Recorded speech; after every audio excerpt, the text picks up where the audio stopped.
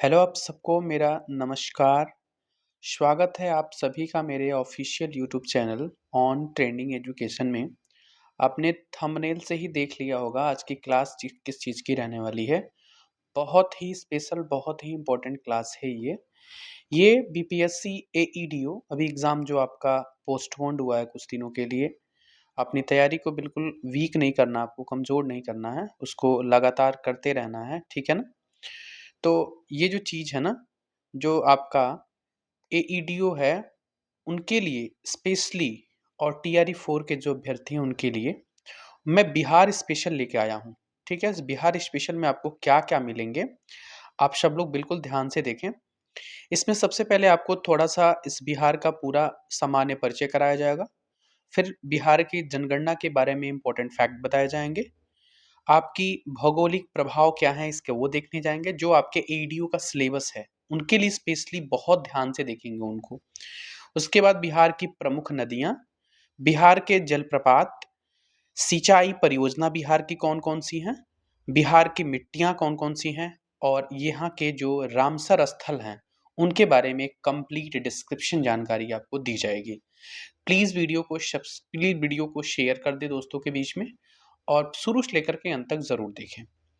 आप लोगों के लिए एक छोटा-सा मैं ऑफ़र दे रहा हूँ इसमें कि मैंने एक एनसीईआरटी पैक लॉन्च किया था, जिसमें आपको ये एईडीओ, टीआरई 4 इन सब के लिए है। जो पीजीटी वाले अभ्यर्थी हैं उनके लिए तो स्पेशली ज़्यादा अच्छा है और जो हमारे एईडीओ हैं, ये तीनों का ऑफ़र जो जियोग्राफ़ी है, हिस्ट्री है, साइंस है। जियोग्राफ़ी 6 से 12 तक, हिस्ट्री 6 से 12 तक, साइंस 6 से 10 तक। ये आपका जो जियोग्राफी मिलेगा वो 10,000 प्लस क्वेश्चन होंगे आपके एमसीक्यू के फॉर्मेट में। उसके बाद से नोट्स भी मिलेंगे इसमें, लेकिन 6 से 10 तक नोट्स होंगे। उसके बाद से एनसीईआरटी जो हिस्ट्री है, जान लें कि पूरी हिस्ट्री की बिल्कुल एक-एक लाइन का एमसीक्यू है। हिस्ट्री में 9,000 प्लस एमसीक्यू होंगे, नोट्स भी मिलेंगे उसके साथ-साथ आपको और इसमें 6 से लेके 12 तक हैंड रिटेन नोट्स मिलेंगे। इसमें साइंस है, साइंस में आपको 6 से 10 तक आपके एमसीक्यू हैं, लगभग 5600 प्लस हैं। इसकी सबसे बड़ी क्वालिटी ये है, इसमें आपको एक्सरसाइज़ वाले जितने न्यूमेरिकल्स हैं, जितने आपके फैक्ट हैं, जितने एमसीक्यू हैं उसके वो और चैप्टर के इन टेक्स्ट के जो वाले क्वेश्चन हैं, उन सबके क्वेश्चन इसमें समाहित हैं। इन तीनों की प्राइस को मैंने कम करके 2 पूरा ले रहा है, उनके लिए मैंने ₹200 प्राइस कर दी है। ₹200 में आप तीनों को प्राप्त कर सकते हैं, ले सकते हैं, वरना अलग-अलग है तो सिंगल के लिए कोई ऑफ़र अवेलेबल नहीं है, आपको इतना-इतना लेना पड़ेगा। चलिए टाइम को वेस्ट नहीं करेंगे, एईडीओ में अभी तक जितनी आपकी तैयारी हुई है, उतना तो बेहतर है, ठीक है, अब नहीं हुई है तो अभी आप इनको लेते हैं, तो इन 3 पोर्शन से कोई भी क्वेश्चन लगभग छूटने वाले की प्रबल जनसंख्या हो जाएगी, नहीं छूट पाएगा, हो जाएगा। अब हम आपके सामने लेके चलते हैं आपको आज के बिहार को सबसे पहले हम सामान्य परिचय एक छोटे से मैप जितना बनाना आया मुझे बनाया है और आपके सामने एक मैं थोड़ा-सा रिव्यू देता हूँ इसका। ये आपका बिहार का मैप है, लगभग आपका आयताकार मैप है ये।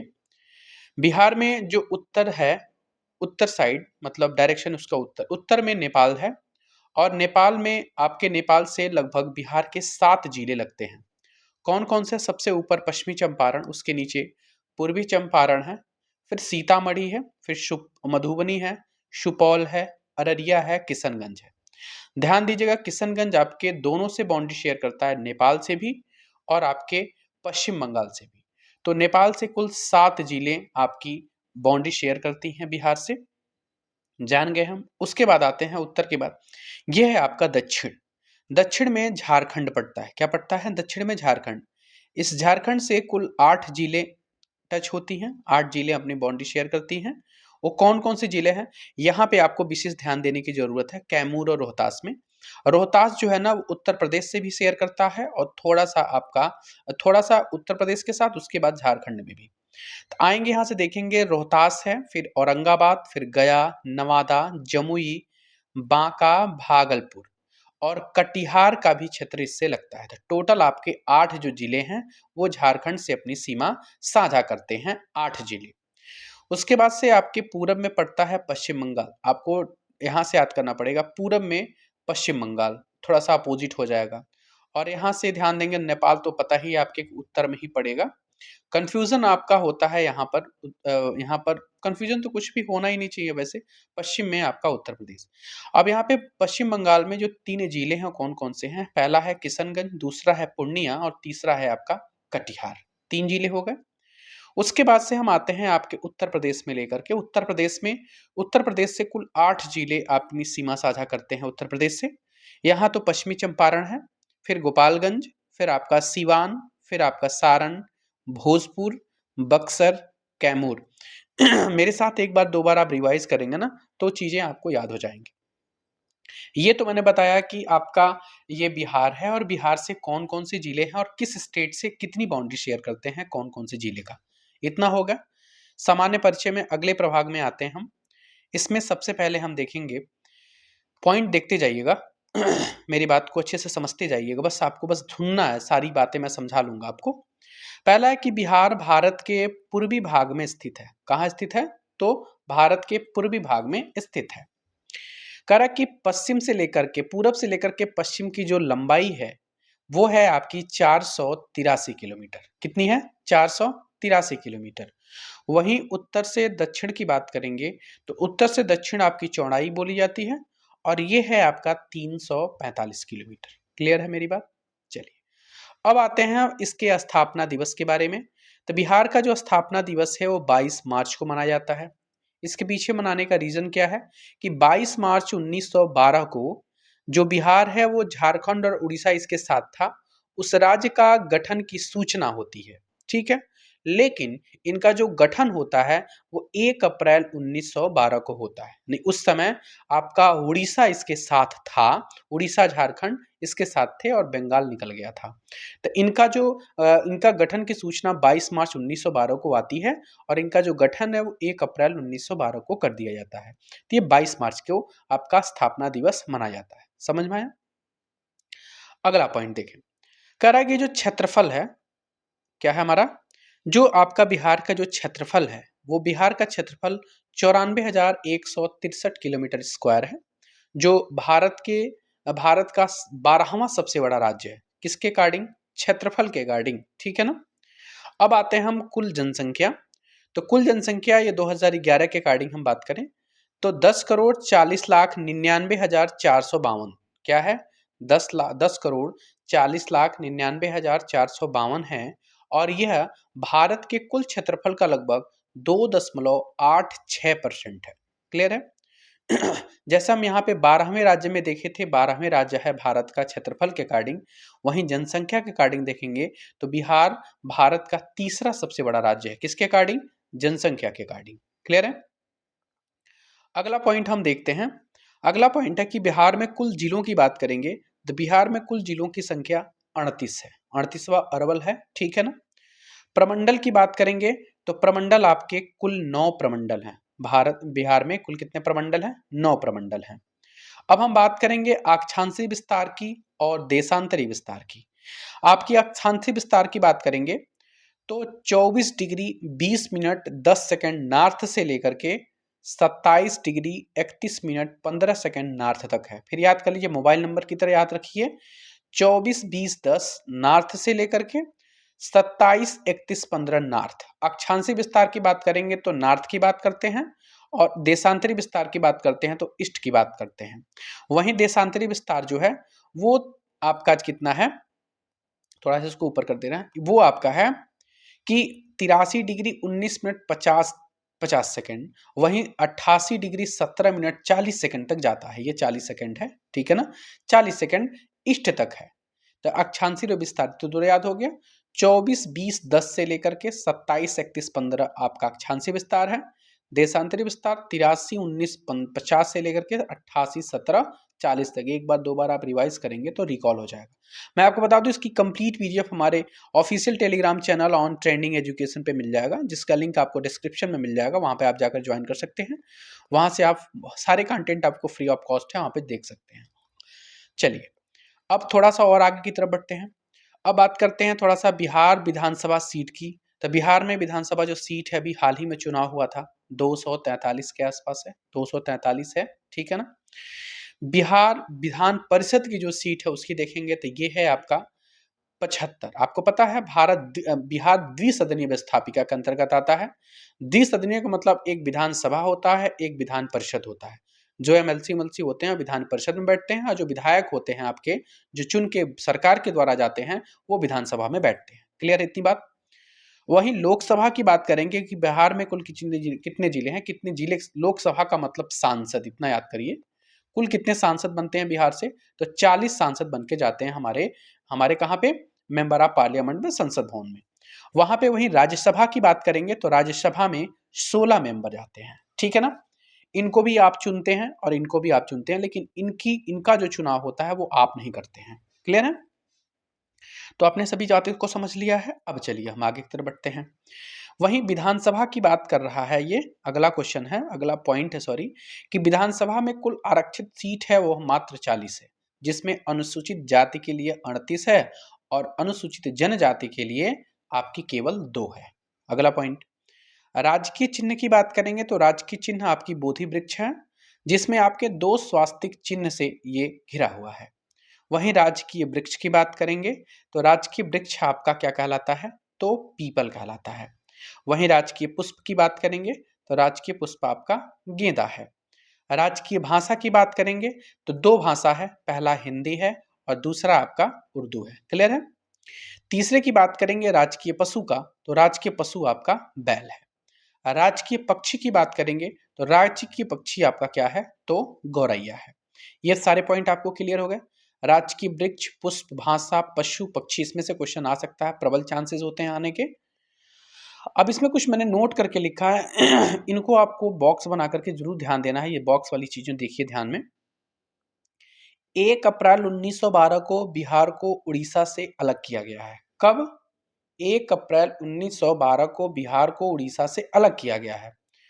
उसके बाद से 15 नवंबर सन 2000 की बात है, इनको बिहार को झारखंड से अलग किया गया है।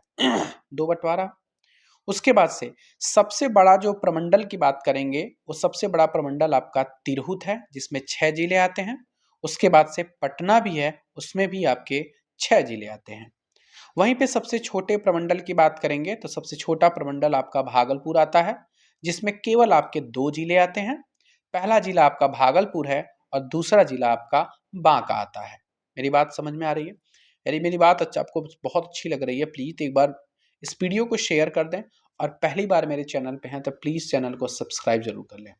इनकी पूरी पीडीएफ के लिए फिर से मैं बोल रहा हूँ, मेरे Telegram official channel on trending education आप सर्च करेंगे तो भी मिल जाएगा। वो उसके बाद से आप चाहें तो वहाँ पे लिंक का डिस्क्रिप्शन दिया गया है, डिस्क्रिप्शन में जाकर के लिंक है, वहाँ पर फॉलो कर सकते हैं, देख सकते हैं। अब हम आते हैं आपको, अब हमने सामान्य परिचय करा दिया, अब हम आते हैं आपको बिहार की जनगणना की तरफ।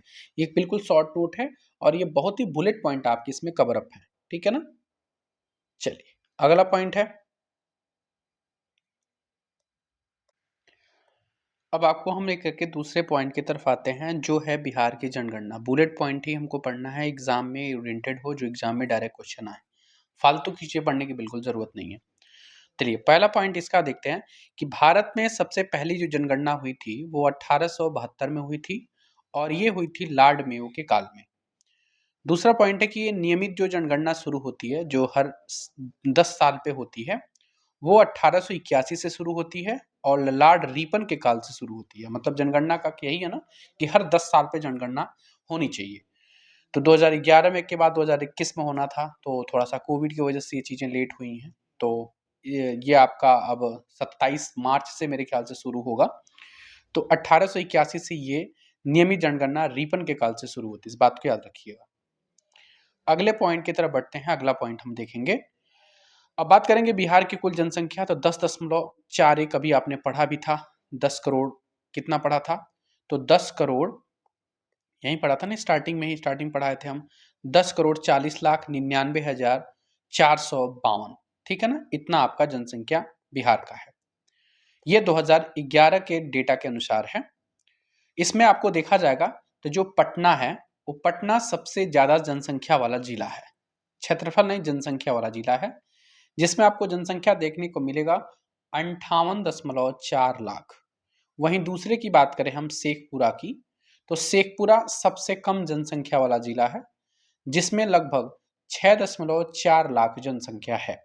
मतलब कि जनसंख्या के हिसाब से पटना सबसे ज़्यादा है, और दूसरे की बात करें शेखपुरा सबसे कम है। उसके बाद बात करेंगे जहाँ पर पुरुषों की जो जनसंख्या है उसमें भागीदारी 52.14% है, महिला की हिस्सेदारी 47.86% है। जनसंख्या वृद्धि देखा जाएगा 2001 से लेकर के 2011 के बीच में तो 25.42% के आसपास है। वहीं पे जनसंख्या घनत्व का मतलब होता है एक वर्ग किलोमीटर में कितने लोग आपके अस्थायी रूप से रह रहे हैं। तो वो आपके बिहार में 1 किलोमीटर स्क्वायर पे 1 किलोमीटर एरिया में 1106 लोग 1106 व्यक्ति प्रति किलोमीटर स्क्वायर एरिया में रहते हैं। मतलब ये इसकी जन घनत्व है, जो कि भारत में सबसे पहला स्थान रखता है जन घनत्व में। बात करेंगे हमको लिंगानुपात की। लिंगानुपात का मतलब होता है कि 1000 पे कितनी महिलाएं हैं। तो लिंगानुपात बिहार का 918 है, बहुत इंपॉर्टेंट पॉइंट है। वहीं बात करेंगे सबसे अधिक लिंगानुपात वाला जिला, तो सबसे अधिक लिंगानुपात वाला जो जिला है वो है आपका गोपालगंज। सबसे कम लिंगानुपात की बात करेंगे तो सबसे कम लिंगानुपात वाला जिला है वो है आपका मुंगेर। क्लियर है। अब हम अगले पॉइंट की तरफ बढ़ते हैं। अगला पॉइंट है कि सर्वाधिक बाल लिंगानुपात किशनगंज है। सर्वाधिक बाल लिंगानुपात कौन है? तो किशनगंज है। ये है आपका 1021। ठीक है ना। और वहीं पे सबसे कम बाल लिंगानुपात की बात करेंगे, ये बाल लिंगानुपात की बात कर रहे हैं, लिंगानुपात की बात नहीं कर रहे हैं। तो सबसे कम बाल लिंगानुपात जो है वो है आपका वैशाली का 904 है।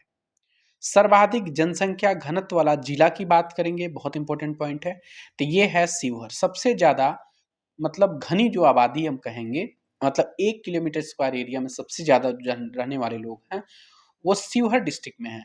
कितने लोग रहते हैं? लगभग 1880। बाप रे, बहुत ज्यादा हो गया। सबसे कम जन घनत्व जो है, मतलब कि बहुत दूर दूर तक लोग हैं, 1 किलोमीटर स्क्वायर एरिया में बहुत कम लोग हैं, वो है आपका कैमूर, वो 488 के आसपास है। बात करेंगे साक्षरता दर की, तो बिहार की जो साक्षरता दर है वो 61.8% है, 61.8% है। वहीं पे पुरुष साक्षरता दर की बात करेंगे तो 71.2% के आसपास है। महिला साक्षरता दर की बात करेंगे तो ये 51.5% है। याद रखिएगा, डेटा बिल्कुल एग्जैक्ट, जितना पॉइंट उतना ही। कई बार टीआरई में भी क्वेश्चन पूछा गया है, बीपीएससी आयोग के द्वारा भी अपने 72वीं 71वीं इस मतलब जो आयोग वाले एग्जाम होते हैं उसमें भी आपके क्वेश्चन भी पूछ चुका है ये। और उसके बाद हम अगला पॉइंट ये है कि जो आपकी साक्षरता दर में जो वृद्धि है 2001 से लेकर के 11 तक, वो 17.9% की वृद्धि हुई है साक्षरता दर में। अच्छी बात है, अब तो और ज्यादा हुआ है। वहीं बात करेंगे सबसे ज्यादा साक्षर जिला, मतलब कि पढ़ा लिखा जिला है बिहार का, वो रोहतास है। वहां पर लगभग 73.4% लोग पढ़े लिखे हैं। वहीं पे सबसे कम साक्षर की बात करेंगे, जहां पे सबसे कम पढ़े लिखे लोग हैं, वो है आपका पूर्णिया डिस्ट्रिक्ट। पूर्णिया जिला में सबसे कम साक्षर जिला है बिहार का, और सबसे अधिक साक्षर जिला रोहतास, याद रखिएगा। अगला पॉइंट हम देखते हैं। क्षेत्रफल के अकॉर्डिंग हम बात करेंगे, सबसे ज्यादा क्षेत्रफल वाला जो जिला है वो आपका है पश्चिमी चंपारण। क्या है आपका? पश्चिमी चंपारण। वहीं पे सबसे कम जनसंख्या वाला जो जिला है, सबसे कम क्षेत्रफल वाला जिला, तो ये है आपका शिवहर। मैंने अभी आपको जनसंख्या के मामले में पटना बताया था, सबसे कम शेखपुरा बताया था। वहीं क्षेत्रफल की बात करेंगे तो क्षेत्रफल में पश्चिमी चंपारण, और सबसे कम क्षेत्रफल में आपका शिवहर है। इतना ही याद रखना है। वहीं पे सर्वाधिक शहरीकरण की बात करेंगे, सबसे ज्यादा शहर में लोग रहने वाले हैं, कस्बा में लोग रहने वाले हैं, वो है आपका पटना पहले नंबर पे, और दूसरे नंबर पे मुंगेर। कितने लोग हैं? लगभग 43.1% लोग शहर में निवास करते हैं। सबसे कम शहरीकरण कहाँ है? तो वह आपका समस्तीपुर और बांका में है। यहाँ पे लगभग 3.5% के आसपास लोग ही शहरीकरण में हैं, और न सब लोग गांव के क्षेत्र में निवास करते हैं। अगले पॉइंट की तरफ बढ़ते हैं। सर्वाधिक पुरुष और महिला साक्षर जो जिला है वो कौन सा है? तो ये है आपका रोहतास। क्या है आपका? रोहतास जो जिला है वो पुरुष के मामले में और महिला के मामले में, दोनों के मामले में ये साक्षर का पहला स्थान रखता है। वहीं पे सबसे कम पुरुष और सबसे कम महिला साक्षर जिला, सबसे कम पुरुष आपके पूर्णिया में पाए जाते हैं और सबसे कम महिला आपकी सहरसा में पाई जाती हैं। पॉइंट है क्लियर हमारा। अब इससे ज्यादा आपको जनगणना से क्वेश्चन ज्यादा याद करने की जरूरत नहीं है। कह रहा है कि नई हालिया रिपोर्ट के अनुसार, अब हम बात करेंगे जो बिहार का अनुमानित जनसंख्या है वो आपका कितना है, देख लीजिए। क्या ही दहाई, सैकड़ा, हजार, 10,000, लाख, 10 लाख, करोड़, 10 करोड़। मतलब कि अनुमानित जो जनसंख्या है वो 12 करोड़ 30 लाख के आसपास है। पहले जो 10 करोड़ था बढ़ गया है 2 करोड़ के आसपास, ज्यादा बढ़ा है। तो 12 करोड़ 30 लाख 11,000 पहले था, 10 करोड़ 40 लाख, सही समथिंग ना, 10 करोड़ समथिंग था, इतना ही। चलिए आगे हम बढ़ते हैं। अब बिहार का वो जो आपका प्रमुख भौगोलिक भाग है, इनको थोड़ा सा हम बाद में पढ़ेंगे। सबसे पहले इन पॉइंट को क्लियर करेंगे हम। प्रमुख जो रामसर साइट हैं उनको, रामसर साइट के बारे में आते हैं हम। ये देखिए ये पॉइंट आपका है, उसके बाद से हम उसमें आएंगे। जैसे से पढ़ाएंगे आपको वैसे वैसे ही पढ़ना है। आपको बिहार के प्रमुख रामसर स्थल के बारे में बात करेंगे हम। देखिए रामसर स्थल क्या होता है। रामसर स्थल वे आर्द्र भूमियां यानी वेटलैंड्स हैं जिन्हें convention on wetlands of international importance के तहत एक अंतर्राष्ट्रीय रूप में संरक्षण के लिए मान्यता दी जाती है। और यह भारत ने इस संधि को जो स्वीकार किया था वो 1982 में स्वीकार किया था। ये आपका पहला पॉइंट है। दूसरे पॉइंट की तरफ बढ़ते हैं हम। दूसरा पॉइंट आपके सामने है। दूसरा पॉइंट कह रहा है कि जो रामसर कन्वेंशन है वो आपको सबको पता है 1971 में शुरू हुआ था, 69 में ही बना था। और ये ईरान के एक रामसर शहर है वहां पर वेटलैंड्स के संरक्षण और विवेकपूर्ण उपयोग के लिए अपनाया गया था।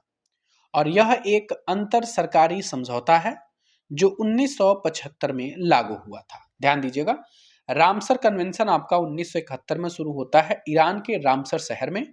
और ये जो वेटलैंड के जो संरक्षण और विवेकपूर्ण उपयोग के लिए अपनाया गया एक प्रकार का एक अंतर सरकारी समझौता था जिनको 1975 में लागू किया था। लेकिन जो भारत है वो 1982 में, मतलब कि 1 फरवरी, याद रखिएगा 1 फरवरी 1982 में लागू किया गया था। वेटलैंड दिवस शायद 2 फरवरी के आसपास मनाई जाती है, इस बात को भी ध्यान रखेंगे आप। अब देखिए अगला पॉइंट यहां से आपके लिए इंपॉर्टेंट ज्यादा है कि हालिया जानकारी के अनुसार बिहार में कुल 6 रामसर स्थल हैं। कितने रामसर स्थल हैं? कुल 6 रामसर स्थल हैं। कह रहा है कि वहीं पे कांवर झील की बात करेंगे। पहला कुल 6 रामसर स्थल है जिसमें पहला जो है कांवर झील है आपका बिहार का। ये आपका कहाँ पड़ता है? तो ये बिहार के बेगूसराय जिले में है। और उसके साथ ही इंपॉर्टेंट पॉइंट है कि बिहार का ये पहला रामसर स्थल है, ठीक है। और एशिया का सबसे बड़ा ताजा पानी वाला गोखूर झील है, ठीक है ना। गोखूर झील है ये एशिया का सबसे बड़ा ताजा पानी वाला और बिहार का सबसे पहला रामसर साइट स्थल है जो बेगूसराय में है, उसका नाम है कांवर झील। ये लगभग 2620 हेक्टेयर के क्षेत्रफल में फैला हुआ है। ये इंपॉर्टेंट पॉइंट उतना नहीं है, फिर भी मैंने इसमें बता दिया है। कह रहा है कि नागी, दूसरा है नागी नकटी, दोनों एक बार आया था। नागी है ये नकटी है, तो पहले नागी के बारे में देखेंगे। ये दोनों ही आपके जमुई जिला में है। ये कहाँ पे है? नागी जमुई जिला में है। पहली बात, ये प्राकृतिक नहीं है, यह मानव निर्मित आर्द्र भूमि स्थल है। यह पक्षियों का यह प्रवास स्थान है। सामाजिक पर्यटन और पंथी पक्षी अभिरुचि के केंद्र के रूप में ये क्या है? लोकप्रिय है। मतलब कि यहाँ पे पक्षियों की अभिरुचि ज्यादा है। सामाजिक पर्यटन भी है ये, मतलब कि प्रवासी पक्षियां का यहाँ पर प्रवास करती हैं, स्थल है, ये रुकती हैं। ये जमुई जिला में है, मानव निर्मित है। ये है आपकी नागी पक्षी अभ्यारण्य। दूसरा है नकटी पक्षी अभ्यारण्य। ये भी आपका जमुई जिला में है और यह भी एक मानव निर्मित आर्द्रभूमि है। यह पक्षी के आंकड़े के साथ साथ किसका केंद्र है? तो जैव विविधता का केंद्र है। क्वेश्चन पूछ सकता है। कह रहा कि कृषि और स्थानीय समुदायों के लिए भी यह जल संसाधन प्रदान करता है। कौन? नकटी पक्षी अभ्यारण्य। दोनों याद रखिएगा, नागी और नकटी दोनों जमुई जिला में है, ठीक है ना। और दोनों ही आपके मानव निर्मित झील हैं। दूसरा पॉइंट कह रहा है कि गोकुल जलाशय की बात करेंगे तो गोकुल जलाशय जो है वो बक्सर जिले में है। कहाँ है? तो बक्सर जिले में है, याद रखिएगा। उसके बाद है कि गंगा नदी के दक्षिण किनारे पर स्थित ये भी एक प्रकार का गोखूर झील है। इसकी एरिया की बात करेंगे तो लगभग 448 हेक्टेयर में फैला हुआ है ये। दूसरा पॉइंट इसमें अगला है कि यह जलाशय प्रवासी पक्षी और स्थानीय समुदायों के लिए क्या है? तो उपयोगी है। वहीं पे उदयपुर जलाशय की बात करेंगे हम, 5वें नंबर पे आता है। यह जो है, ये पश्चिमी चंपारण के उदयपुर वाइल्ड लाइफ सेंचुरी के भीतर स्थित है। ये हाल ही में भी हुआ है। कह रहा है कि यह घने वन से घिरी आक्सबो बोलते हैं, सॉरी आक्सबो, जिसको हम गोखूर का नाम देते हैं, झील है। प्रवासी पक्षियों के लिए सर्दियों का एक प्रकार का ठिकाना है ये। उसके बाद से अगला और लास्ट पॉइंट है इसका, गोगाबिल झील। जो 6 झील मैंने बताया था, वो छठा झील है ये। यह आपके कटिहार जिले में है। कहाँ पे है ये? कटिहार जिले में। और ये बिहार का छठवां और सबसे अंत वाला आपका ये रामसर साइट है। ये भारत का 94वां रामसर स्थल है और बिहार का छठा रामसर स्थल है।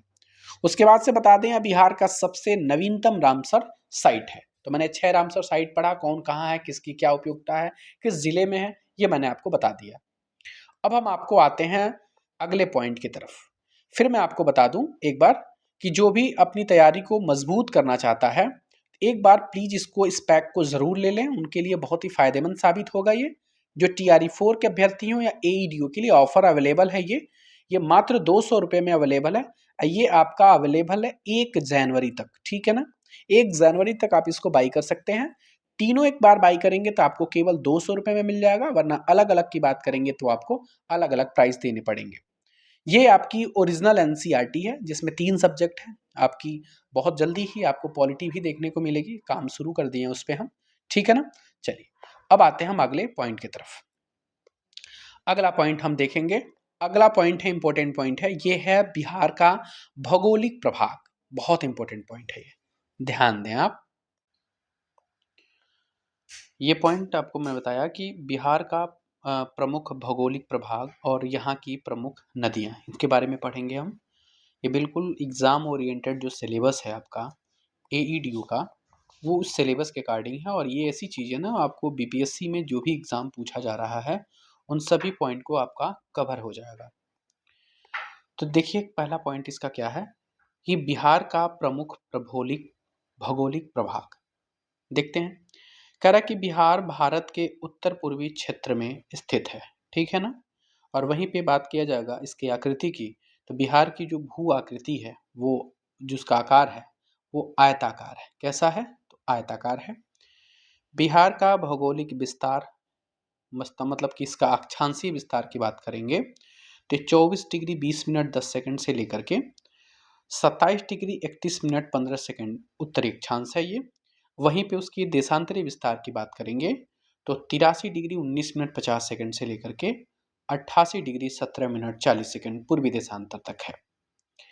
वहीं पे अगले पॉइंट की बात करेंगे हम बिहार के संपूर्ण क्षेत्रफल की तरफ में। तो बिहार का संपूर्ण जो क्षेत्रफल है वो 94,163 वर्ग किलोमीटर है। भारत के कुल क्षेत्रफल का लगभग हम बात करेंगे तो 2.86% है। क्षेत्रफल की दृष्टि से बिहार के भारत का जो राज्य है भारत में, वो 12वां सबसे बड़ा राज्य है। वहीं पे यदि केंद्र शासित प्रदेश की बात करेंगे तो वहीं पे 13 नंबर पे आ जाएगा, ठीक है ना। क्षेत्रफल की दृष्टि से बात करेंगे, बिहार का जो सबसे बड़ा जिला है वो पश्चिमी चंपारण है, जिसकी एरिया 5228 किलोमीटर स्क्वायर है। वहीं पे सबसे छोटा जिला की बात करेंगे तो वो आपका शेखपुरा है। दूसरे बाद आपका है उत्तर से दक्षिण की तरफ जो आपकी चौड़ाई है, उत्तर से दक्षिण की तरफ जो आपकी सॉरी लंबाई है, ठीक है, वो 345 किलोमीटर। वहीं पूरब से पश्चिम की तरफ जो चौड़ाई है ये आपकी 483 किलोमीटर के आसपास है। अगला पॉइंट है कि बिहार राज्य के जो सटे हुए राज्य हैं, ये मैंने बताया कि झारखंड दक्षिण से सटा हुआ है, जिसमें 8 जिले आते हैं। वो आपके कौन कौन से हैं? तो रोहतास है, औरंगाबाद है, गया है, नवादा है, जमुई है, बांका है, भागलपुर है और कटिहार है। वहीं दूसरा नेपाल में उत्तर से बात करें, नेपाल उत्तर से सटा हुआ जिला है। मतलब ये राज्य नहीं, चूंकि एक दूसरा देश है। इसमें 7 जिले सीमा साझा करती हैं। तो पहला हो आपका है पश्चिमी चंपारण, दूसरा पूर्वी चंपारण, सीतामढ़ी, मधुबनी और उसके बाद आपका सुपौल, अररिया और किशनगंज है। क्लियर है? चलिए अगले पॉइंट की तरफ बढ़ते हैं हम। अगला पॉइंट आपके सामने है, उत्तर प्रदेश की बात करेंगे तो उत्तर प्रदेश आपको पता है, उत्तर प्रदेश पश्चिम से सटा हुआ है, जिसमें 8 जिले सीमा साझा करते हैं उत्तर प्रदेश से। कौन कौन से हैं? तो पश्चिमी चंपारण है, गोपालगंज है, उसके नीचे सिवान, उसके नीचे सारण, ये नीचे की तरफ आ रहे हैं हम, उत्तर से दक्षिण की तरफ बक्सर, कैमूर और रोहतास है। रोहतास ऐसा है कि रोहतास आपका उत्तर प्रदेश और आपका झारखंड दोनों से बाउंड्री शेयर करता है, ध्यान दीजिएगा। कैमूर आपका बाउंड्री शेयर नहीं करता है, बिल्कुल ना। किससे? झारखंड से। कह रहा कि पश्चिम बंगाल पूरब से 3 जिलों के साथ सीमा साझा करता है, वो कौन-कौन से हैं? तो ऊपर आपका किशनगंज है, उसके नीचे आपका पूर्णिया है, उसके नीचे कटिहार है, ठीक है ना? नेपाल के साथ कुल लंबाई की बात करेंगे तो नेपाल 729 किलोमीटर की अंतर्राष्ट्रीय सीमा साझा करता है। कितना? 729 किलोमीटर। बात करेंगे बिहार का सबसे पूर्वी जिला है, तो सबसे पूर्वी जिला आपका किशनगंज है। वहीं पे बात करेंगे सबसे पश्चिमी जिला, तो सबसे पश्चिमी जिला आपका कैमूर पड़ता है। सबसे बात करेंगे उत्तरी जिला, तो सबसे उत्तरी जिला आपका पश्चिमी चंपारण और सबसे दक्षिणी जिला आपका कौन सा है? तो गया है। क्लियर है पॉइंट हमारा? अगला पॉइंट है कि जो बिहार है वो कुल 9 जिलों से घिरा हुआ है तथा पटना का जो स्थानीय समय है, मानक समय, वो 45 मिनट का अंतर आता है। कितना? 45 मिनट का अंतर देखने को मिलता है स्थानीय मानक समय से। अगला पॉइंट है कि जो बिहार की भूगर्भिक संरचना है उसको 4 भागों में बांटा गया है। ये इंपॉर्टेंट यहाँ से आपका। पहला है आर्कियन, दूसरा है विंध्यन, तीसरा है टर्शियरी और चौथा है क्वार्टरी। ये 4 प्रकार के चट्टाने हैं। इनको भूगर्भिक संरचना 4 भागों में बांटा गया है। देखेंगे एक एक करके, हम देखते हैं यहाँ से। पॉइंट आपका वन लाइनर फॉर्मेट में, बिल्कुल याद करने में आसानी होगी आपकी। कह रहा कि जो टर्शियरी प्रकार की जो चट्टानें हैं वो पश्चिमी चंपारण और सोमेश्वर की पहाड़ी के क्षेत्रों में पाई जाती है। कहाँ?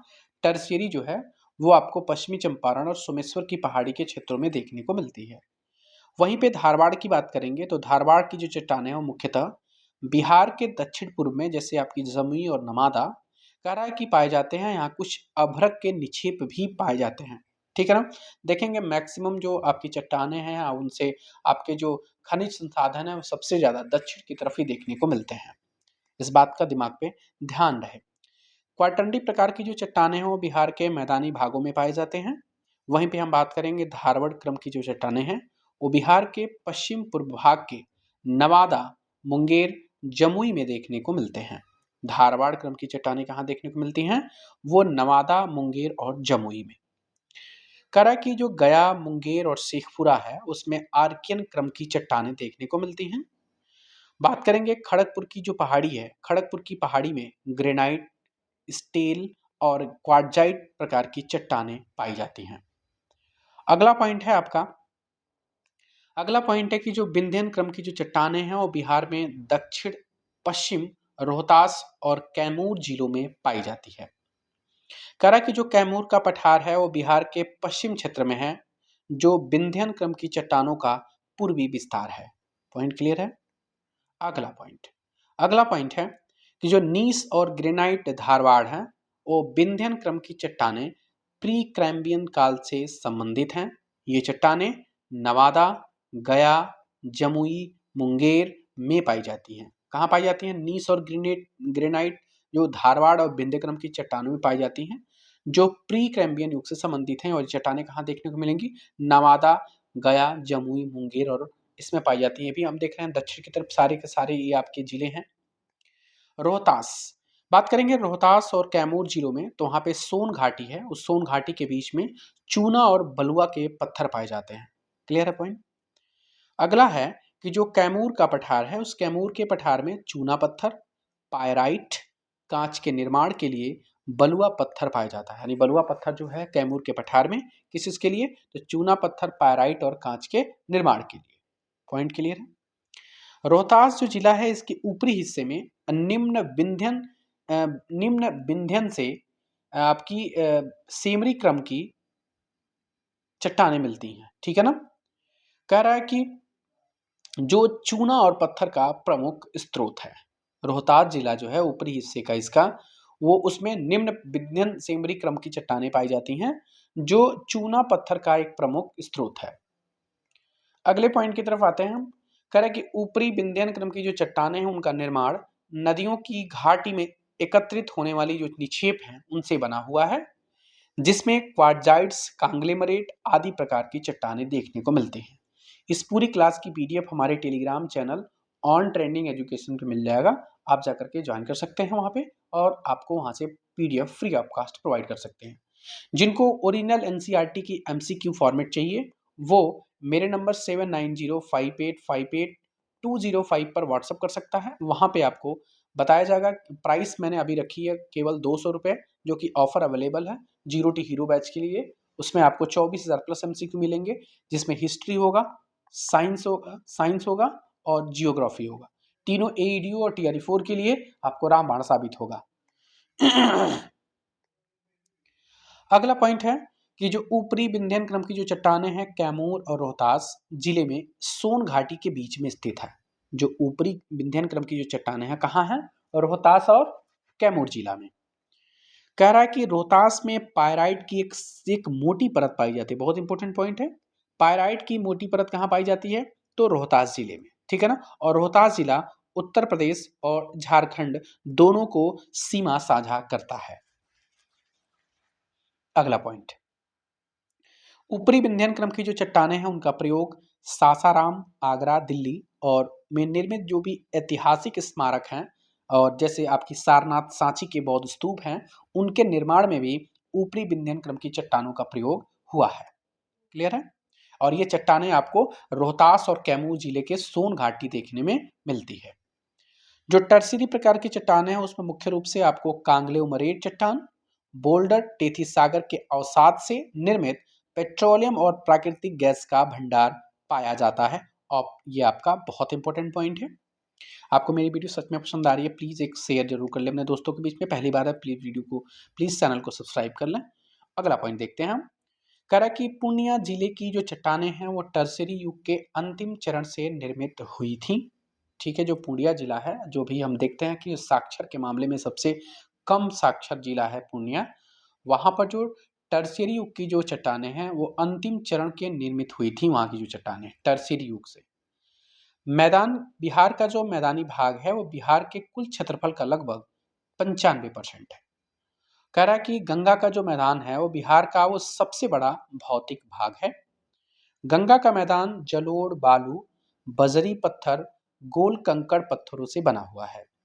बिहार का जलोढ़ का जो मैदान है वो संरचनात्मक दृष्टि से नवीन संरचना है, जबकि बिहार मूल रूप से विंध्यन चट्टान समूहों से निर्मित है।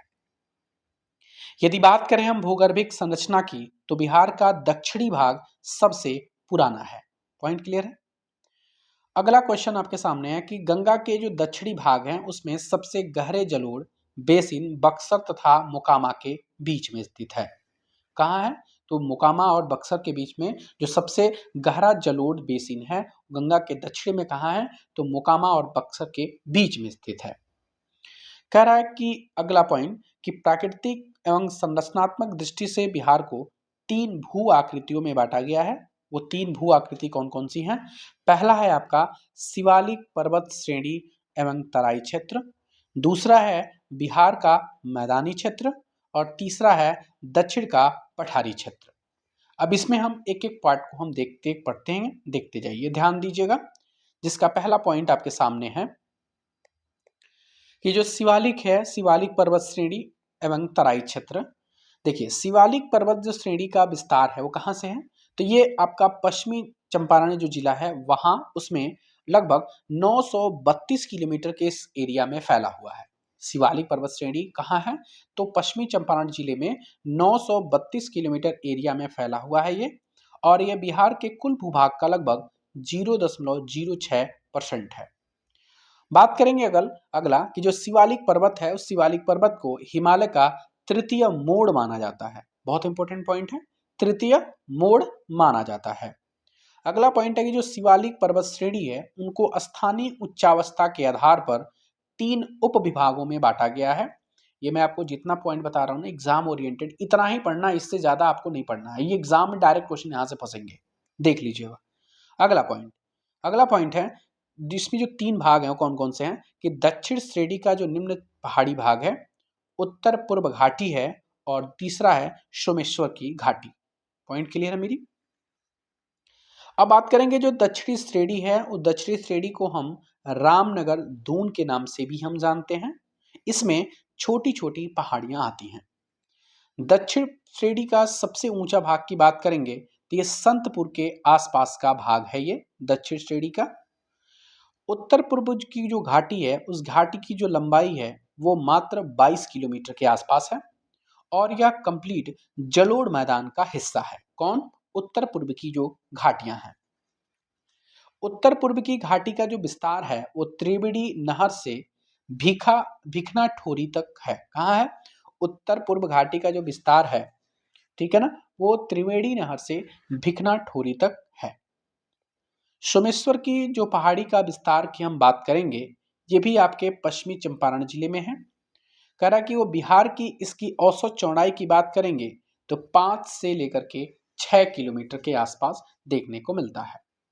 सोमेश्वर पहाड़ी बिहार की भौगोलिक विविधता में एकमात्र वास्तविक पहाड़ी क्षेत्र माना जाता है। अगला बात करेंगे हम कि यदि बात करें कुछ दर्रों की तो सोमेश्वर दर्रा और भिखना ठोरी दर्रा कूनी नदी तथा गरवा दर्रा हरवा नदी द्वारा निर्मित है। ये अलग अलग है कि सोमेश्वर दर्रा और भिखना दर्रा की बात करें, भिखना ठोरी दर्रा, तो ये कूनी नदी और कूनी नदी के द्वारा दोनों है ये। और वहीं पे गरवा दर्रा की बात करें तो ये हरदा नदी के द्वारा क्या है, ये तो निर्मित है। पॉइंट थोड़ा सा बढ़िया था, अपर लेवल का क्वेश्चन बन सकता है इसमें। करा कि बिहार के अब मैदानी भाग की बात करेंगे हम। अगला पॉइंट करा कि बिहार का वो मैदानी भाग गंगा नदी और उसकी सहायक नदियों के द्वारा बना हुआ एक विशाल उपजाऊ और एक समतल है। बिहार का मैदानी भाग 90,650 किलोमीटर एरिया में फैला हुआ है ये, जो कुल बिहार का क्षेत्रफल का लगभग 96.27% है। ठीक है ना? 94,163 किलोमीटर स्क्वायर एरिया ही है आपके पूरा।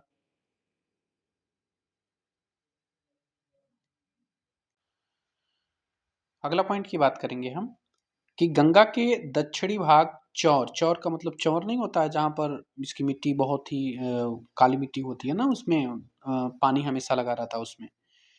चौर की तरह निचला है जिसमें जिसे हम टाल कहते हैं। गंगा नदी इस मैदानी भाग को दो भागों में बांटती है। पहला है आपका गंगा का उत्तरी मैदान और दूसरा है गंगा का दक्षिणी मैदान। चलिए गंगा के उत्तरी मैदान की बात करेंगे पहले हम। गंगा का उत्तरी मैदान गंगा और उसकी सहायक नदियों के द्वारा लाई गई जो बालू है, गाद है, उसकी मिट्टियों से हुआ है। ठीक है। गंगा का जो उत्तरी मैदान है वो तराई क्षेत्र तक विस्तृत है और इसका ढाल देखा जाएगा तो उत्तर से दक्षिण की तरफ है।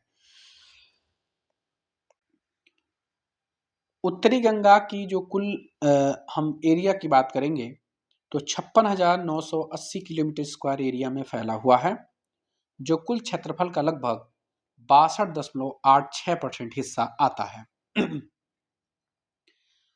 गंगा का उत्तरी मैदान गंगा और उसकी सहायक नदियों के द्वारा अनेक दोआब वर्गीकृत हैं। जैसे आपकी बात करेंगे हम घाघरा गंडक दोआब की, गंडक कोसी दोआब की, कोसी महानंदा दोआब की, इस प्रकार के जो आपके दोआब हैं वो इनके नदियों के द्वारा वर्गीकृत हैं, मतलब बटे हुए हैं। नेक्स्ट पॉइंट है कि उत्तरी गंगा का जो मैदान है उसमें दून और हरदा घाटी का जो विस्तार है, दून तथा और हरदा घाटी का विस्तार है। जिससे मतलब कहने का मतलब क्या है कि जो उत्तरी गंगा का जो मैदान है वो दून और हरदा घाटी के विस्तार में है। उत्तरी बिहार के जो मैदान की नदियों से यहाँ दियारा और चौर का निर्माण हुआ है। चौर में सदा पानी भरा रहता है। ठीक है ना? बात करें उत्तरी गंगा मैदान के तो विस्तार की, तो यह नेपाल की सीमा से गंगा नदी तक और पश्चिमी चंपारण से किशनगंज तक क्षेत्र तक फैला हुआ है। पॉइंट क्लियर हमारी? यानी उत्तर गंगा का जो मैदान का विस्तार की बात कर रहा है तो ये नेपाल की सीमा से लेकर के गंगा नदी तक और पश्चिमी चंपारण से लेकर के आपका किशनगंज, पश्चिमी चंपारण बिल्कुल कहाँ है तो आपके किधर है, पश्चिम की तरफ है, और किशनगंज एकदम ऊपर जो है, जो आपका पश्चिम बंगाल से अपना बाउंड्री शेयर करता है। उसके बाद है कि अब उत्तर गंगा का जो मैदान है वो 4 भागों में वर्गीकृत किया गया है। ये 4 भाग कौन कौन से, इनको जानना बहुत जरूरी है आपको। ये जो 4 भाग हैं उनको देखते हैं। ये इसका पहला भाग है जिसका नाम है बांगर, दूसरा है खादर, तीसरा है तराई और चौथा है चौर व मन प्रदेश। पहले हम बांगर की बात करेंगे, जिसको हम भांगर बोलते हैं। बांगर का मतलब होता है पुराना जलोढ़, ये पुरानी जलोढ़ है। सॉरी। इसके अंतर्गत प्राकृतिक बांध तथा दोआब का क्षेत्र आता है। दूसरे बाद बात करेंगे, इसका जो विस्तार है वो उत्तर पश्चिम मैदानी भागों में देखने को मिलता है। वहीं पे खादर की बात करेंगे तो खादर आपकी नवीन जलोढ़ कहलाती है। इसका विस्तार की बात करेंगे तो ये गंडक नदी और कोसी नदी के बीच में स्थित है आपका खादर। तराई क्षेत्र क्या होता है, तो दलदली भाग होता है, ठीक है। दलदली भाग है जो सोमेश्वर पहाड़ी के तराई क्षेत्र 8 से 10 किलोमीटर के एरिया में फैला हुआ है। यह पहाड़ की तराई में जलोढ़ परतों के निक्षेपों के द्वारा निर्मित है। यह पश्चिमी चंपारण, पूर्वी चंपारण, मधुबनी, सुपौल, अररिया और किशनगंज तक फैला हुआ है। कौन, तो तराई क्षेत्र। चौर और मन प्रदेश की बात करेंगे तो प्रमुख जो चौर की बात करेंगे तो लखनी चौर। ये लखनी चौर कहाँ पड़ता है, तो पश्चिमी चंपारण में पड़ता है। वहीं बात करेंगे सुंदरपुर और बहादुरपुर चौर की, तो ये आपका पूर्वी चंपारण का हिस्सा में है। प्रसिद्ध हम मन की बात करेंगे तो ये मन है आपका पिपरा मन, सिमरी मन, ये भी आपके पश्चिमी चंपारण में पड़ता है। माधोपुर मन की बात करेंगे तो माधोपुर मन आपका मोती झील, ये दोनों के दोनों ही पूर्वी चंपारण में पड़ता है। मतलब कि प्रमुख चौर और मन पश्चिमी और पूर्वी चंपारण में ही आते हैं। लखनी चौर का नाम बहुत इंपॉर्टेंट है, याद रखिएगा, ये पश्चिमी चंपारण का हिस्सा है। और इधर आपका पीपरा मन, ये भी आपका पश्चिमी चंपारण का हिस्सा है। अब हम दूसरे पार्ट में आते हैं। दूसरा पार्ट है आपका दक्षिणी गंगा का मैदान। गंगा का दक्षिणी जो मैदान है वो अत्यंत उपजाऊ है। यहाँ पुरानी जलोढ़ देखने को मिलती है। करा इसका विस्तार लगभग 33,670 किलोमीटर स्क्वायर एरिया में है, जो कुल बिहार के क्षेत्रफल का लगभग 37.15% का हिस्सा आता है इसमें। इस मैदान की जो चौड़ाई है वो पटना के समीप लगभग 135 किलोमीटर एरिया 135 किलोमीटर देखने को मिलती है। यह छोटा नागपुर के पठार के उत्तरी विस्तृत भूभाग है। इसमें आपको नीस, सिस्ट और ग्रेनाइट आदि चट्टानें देखने को मिलती हैं। दक्षिण गंगा का जो मैदान है उस मैदान का हिस्सा राजगीर की पहाड़ियां नालंदा के दक्षिण छोर पर है। राजगीर की पहाड़ियों का जो विस्तार है वो पश्चिम में गया तथा पूरब में गिरियक तक है, ठीक है ना। अगला पॉइंट है, इसी पहाड़ी प्रदेश में आपको गृद्धकूट पहाड़ी, मुंगेर में खड़गपुर की पहाड़ी देखने को मिलता है। खड़गपुर की जो पहाड़ियां हैं उसके अंतर्गत आपको शेखपुरा, जमुई, लखीसराय के जिले आते हैं। खड़गपुर की पहाड़ी में कौन कौन से जिले आते हैं, बहुत इंपॉर्टेंट पॉइंट है, शेखपुरा, जमुई और लखीसराय, ठीक है ना। राजगीर की पहाड़ियों का विस्तार पश्चिम में गया और पूरब में गिरिचक तक है, जिसमें आपको पहाड़ी जो प्रदेश है वो आपके गृद्धकूट पहाड़ी और मुंगेर में आपको देखने को मिलेगा आपका खड़गपुर की पहाड़ियां देखने को मिलती हैं। वहीं खड़गपुर में मैंने बताया कि शेखपुरा, जमुई और लखीसराय के जिले आते हैं इस पहाड़ी क्षेत्र में। अगला देखिए, कह रहा है कि बाढ़ यहाँ पे बहुत देखने को कम मिलती है, यहाँ पे बाढ़ नहीं देखने को मिलती। सबसे ज्यादा बाढ़ आपको देखने को मिलेगा उत्तरी। कह रहा है कि दक्षिण गंगा का जो मैदान है वो संकरा और त्रिभुजाकार है। कैसा है, संकरा और त्रिभुजाकार है, जिसे गंगा नदी में दक्षिण से जो मिलने वाली नदियां हैं उनके द्वारा उपविभाजित किया जाता है। पहला पॉइंट है गंगा दोआब, गंगा सोन दोआब का नाम है, और दूसरा है मगध अंग का मैदान। पहले इनको बात करेंगे हम गंगा सोन का दोआब के बारे में। तो यह गंगा और सोन के नदी के बीच में स्थित एक पश्चिम भाग है। इसे भोजपुर का मैदान भी कहते हैं, गंगा सोन दोआब को। गंगा सोन दोआब को भोजपुर का मैदान कहते हैं। दूसरे पॉइंट में इसमें आता है कि जो मगध अंग का मैदान है ये सोन नदी के पूरब में है। कहाँ है, सोन नदी के पूरब में, और सोन और किवुल नदी के बीच में है। अगला पॉइंट है कि यह अंग मैदान का पूर्वी भाग है। दक्षिण गंगा का जो मैदान की बात करेंगे तो मिट्टी चिकनी या पीली दोमट मिट्टी है। कैमूर का जो पठार है वो रोहतास और कैमूर जिला में फैला हुआ है। यह पठार विंध्याचल पर्वत का पूर्वी विस्तार है। क्लियर है मेरी पॉइंट। मेरे पॉइंट के बाद से अब अगले पॉइंट की तरफ हम आते हैं आपको लेकर के। ये है आपका बिहार का महत्वपूर्ण नदियों के बारे में हम आपसे बात करेंगे। इसमें नदियां हम सबसे पहले पढ़ेंगे, सभी नदियां जो इंपॉर्टेंट हैं उनको देखते हैं। चलिए स्टार्ट करते हैं। करा की जो बिहार की जो नदियां हैं, उस नदियों का जो अपवाह तंत्र है वो जाली नुमा और वृक्षाकार है। बिहार की नदियों को उनके उद्गम स्थान और बहाव के आधार पर दो मुख्य समूहों में बांटा गया है, जिसको बोलते हैं पहला उत्तर बिहार की नदियां और दूसरा है दक्षिण बिहार की नदियां। अब इसमें पहले हम उत्तर बिहार की नदियों के बारे में बात करेंगे। उत्तर बिहार की नदियां कैसी नदियां हैं? देखिए, उत्तर बिहार की नदियों में सबसे प्रथम की बात करेंगे तो इसे हिमालय से निकलने वाली जो भी नदियां हैं, उस हिमालय से निकलने वाले नदियों का नाम दिया जाता है। किसमें? उत्तर बिहार के। और ये जो नदियां होती हैं हिमालय से निकलती हैं, जो भारी वर्षा और बर्फ पिघलने के कारण वर्ष भर क्या होता है, ये जल से भरी होती हैं। मतलब कि हमेशा इस नदियों में जल भरा रहता है, जल रहता है। ये मतलब कि मौसमी नदियां नहीं हैं। ठीक है ना? और यह हमेशा, जाहिर सी बात है, उसमें पानी रहेगा तो ये बाढ़ भी लाती रहेंगी।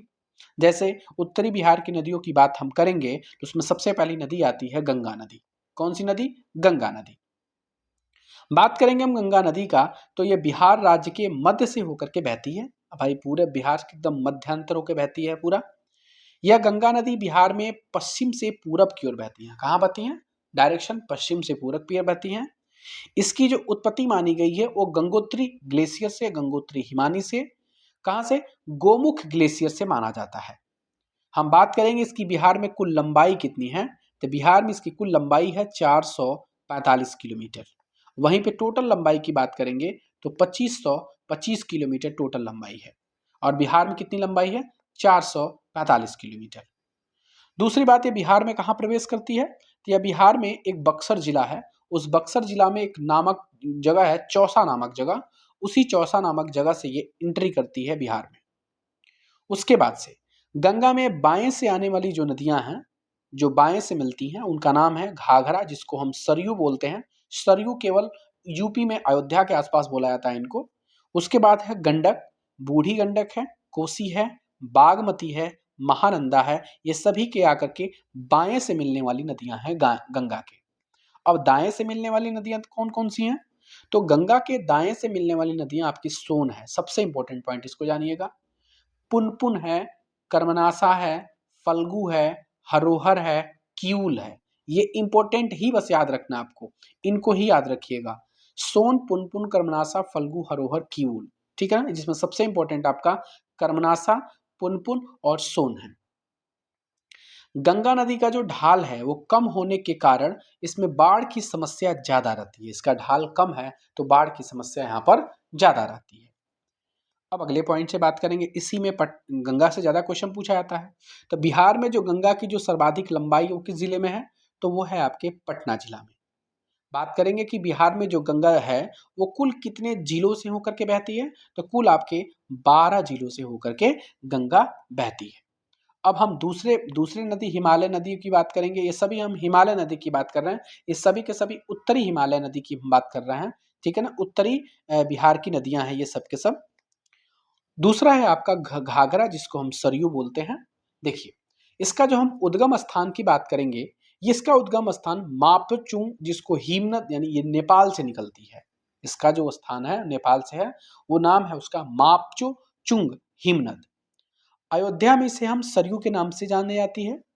बिहार में ये सारण जिला के छपरा में गंगा से आकर के मिल जाती है। कहाँ? बिहार में कहाँ आती है? सारण जिले में एंट्री करती है और आकर के गंगा से वो मिल जाती है। उसके बाद से हम बात करेंगे बिहार में इसकी लंबाई, तो बहुत छोटी लंबाई है, मात्र 83 किलोमीटर की लंबाई देखने को मिलती है। वहीं पे हम बात करेंगे सबसे इंपॉर्टेंट कि घाघरा का जो अन्य नाम है वो देविका है, रामप्रिया है। देविका और रामप्रिया। रामप्रिया मतलब अयोध्या, अयोध्या से संबंधित ये नाम देख सकते हैं। वहां पे भगवान राम का जन्म स्थली है, तो इसलिए हम वहां पे इसको सरयू बोलते हैं। तो इनका नाम रामप्रिया भी है और देविका भी है। तथा उत्तर प्रदेश के पश्चिमी क्षेत्र में इसे शारदा के नाम से भी हम जानते हैं। अलग अलग नाम है, इन नाम को जरूर याद रखिएगा आप। शारदा भी इस घाघरा का ही नाम है। सरयू यूपी में बोलते हैं और उत्तर प्रदेश के जो पश्चिमी क्षेत्र है इसमें उसको शारदा का नाम देते हैं।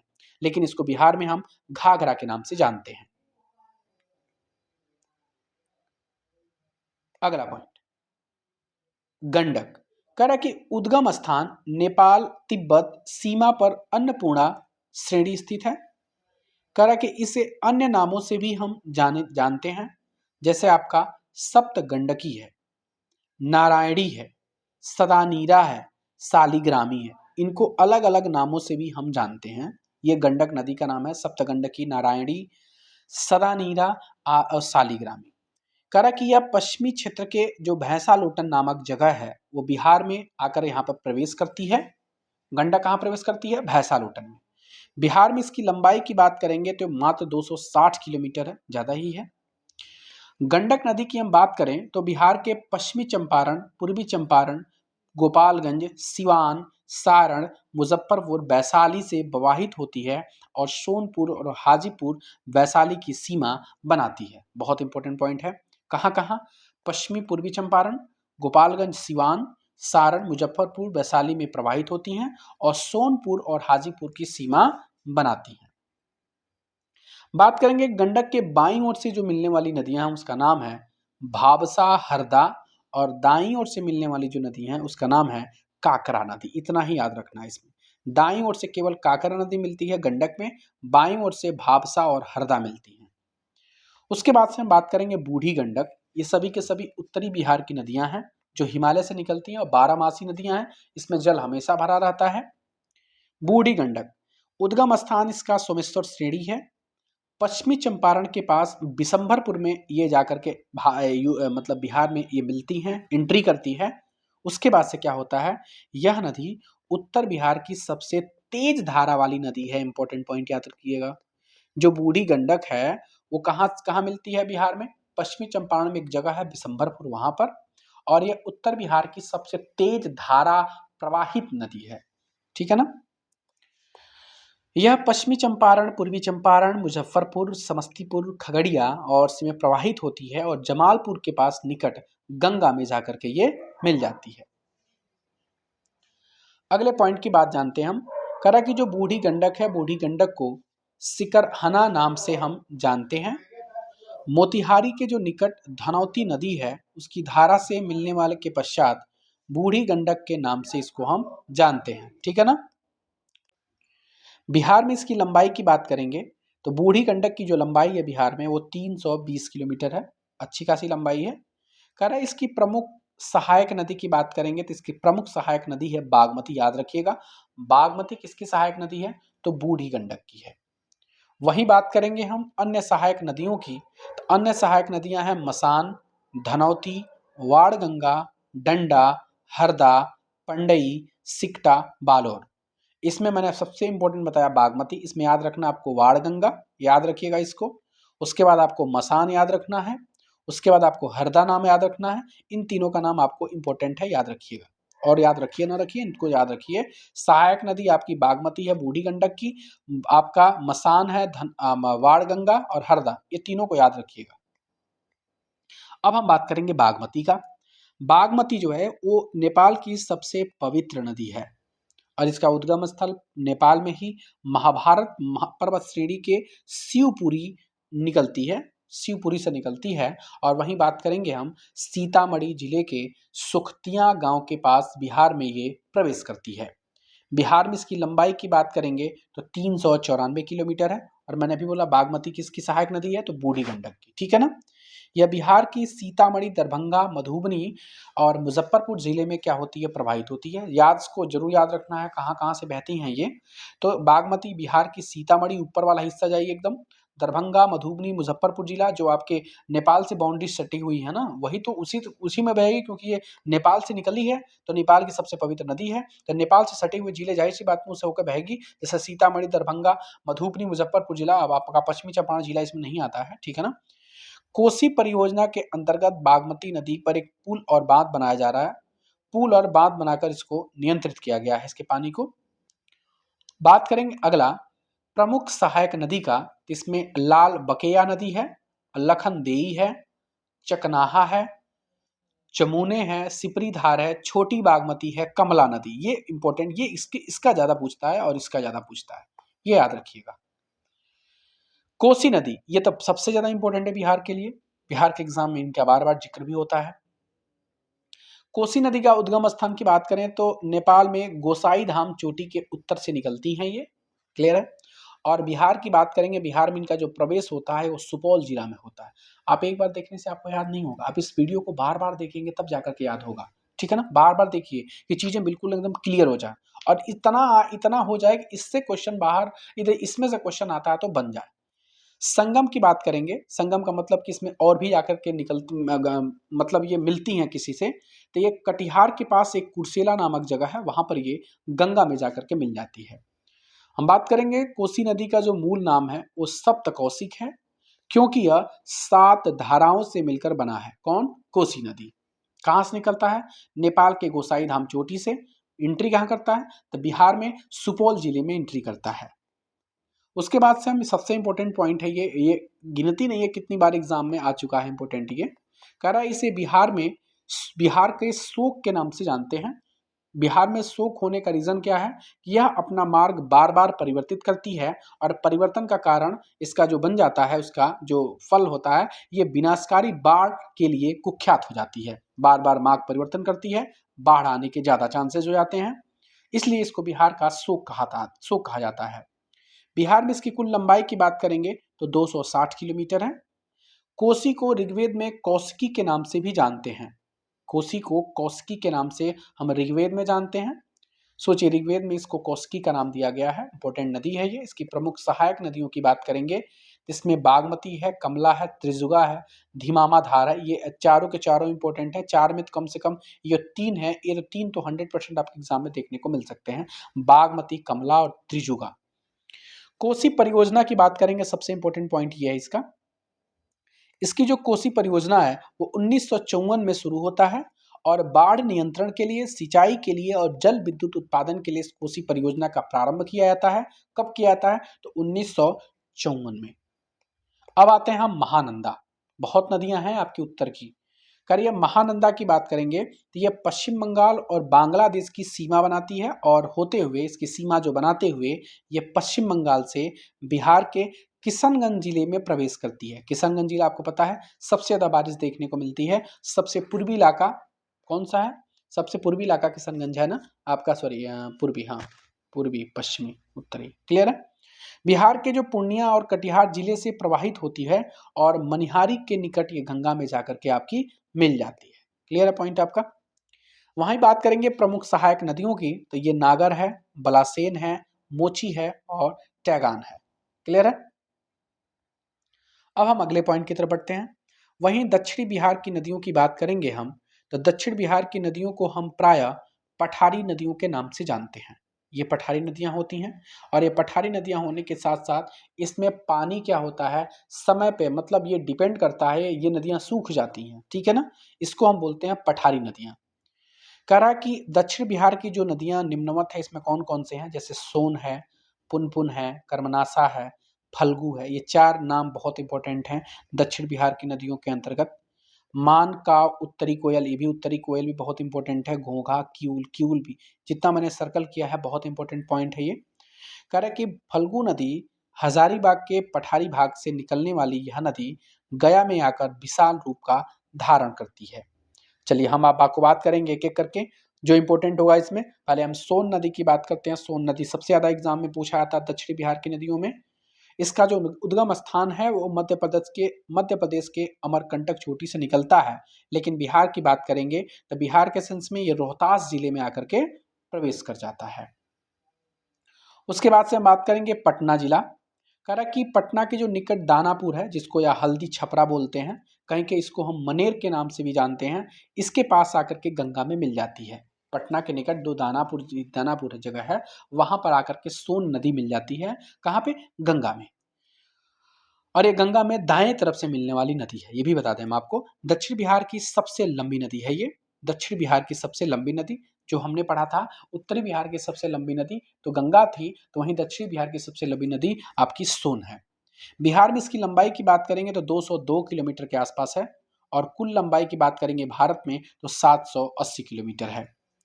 इसका बड़ा जल ग्रहण जो क्षेत्र है वो बालू की उपलब्धता जो बिहार सरकार का एक आय का स्रोत है, इसलिए और इम्पोर्टेंट हो जाता है इसका। इसका बड़ा जल ग्रहण क्षेत्र है और इसमें बालू की उपलब्धता ज़्यादा है, जो बिहार सरकार का एक आय का स्रोत भी बन जाता है। सोन नदी पर 1973 से 1974 में एक इंद्रपुरी बैराजी डेहरी डैम का निर्माण हुआ था, बांध का निर्माण हुआ था। इसको याद रखिएगा कि इंद्रपुरी जो बैराज डेहरी बांध बांध है, उसका निर्माण किस नदी पे है? तो सोन नदी पे है। वो कब हुआ था? तो 1973 से 1974 के बीच में हुआ था। ये सबसे इंपॉर्टेंट पॉइंट है। कह रहा है कि 1862 की बात करेंगे कि अब्दुल बारी पुल इसी नदी पर कोइलवर के पास बनाया गया था। जो अब्दुल बारी पुल है 1862 में इसका निर्माण हुआ था और यह सोन नदी पर बनाया गया था। बिहार का जो प्रसिद्ध बिहार का प्रसिद्ध गणितज्ञ की बात करेंगे जिसका नाम है वशिष्ठ नारायण सिंह। इसके नाम पर कोइलवर पुल के पास समांतर 2020 में 1500 मीटर एक लंबा पुल का निर्माण हुआ था। इसी पुल के समांतर 2020 में 1500 मीटर लंबा एक सड़क पुल का निर्माण हुआ था। अगले पॉइंट की तरफ आते हैं। अगली नदी जो है पुनपुन नदी का नाम है। पुनपुन नदी का पहला पॉइंट है आपका, इसका उद्गम स्थान की बात करेंगे तो छोटा नागपुर के पठार के पलामू जिला है जो झारखंड में पड़ता है, वहां से इसका उद्गम स्थान है। बिहार में इसकी बात करेंगे प्रवेश करता है औरंगाबाद जिले से। पुनपुन नदी एक प्रकार की मौसमी नदी है, मतलब कि बारहमासी नदी नहीं है, हमेशा इसमें पानी नहीं भरा रहता है। पुनपुन नदी का अन्य नाम हम बात करें, इसका नाम है बगामगधी, बमागधी और कीकट, इसका नाम है अन्य नाम। पटना के फतवा, मतलब जिसको हम फतुहा बोलते हैं, इसके पास गंगा में जाकर के मिल जाती है और दक्षिण बिहार की ये दूसरी सबसे प्रमुख नदी है।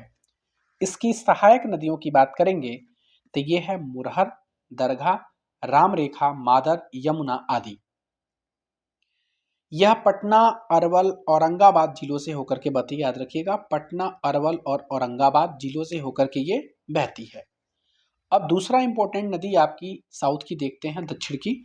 दूसरा है कर्मनासा। धार्मिक मान्यता के अनुसार इस नदी को अपवित्र नदी का नाम माना गया, नाम से ही पता चल रहा है। इसके उद्गम स्थान की बात करेंगे तो कैमूर पर्वत श्रृंखला, जो विंध्य श्रेणी का हिस्सा है, कैमूर पर्वत श्रृंखला। बिहार में ये चौसा मतलब बक्सर जिले में होकर के प्रवेश करती है। दक्षिण बिहार की सबसे ये पश्चिमी नदी है, ठीक है ना।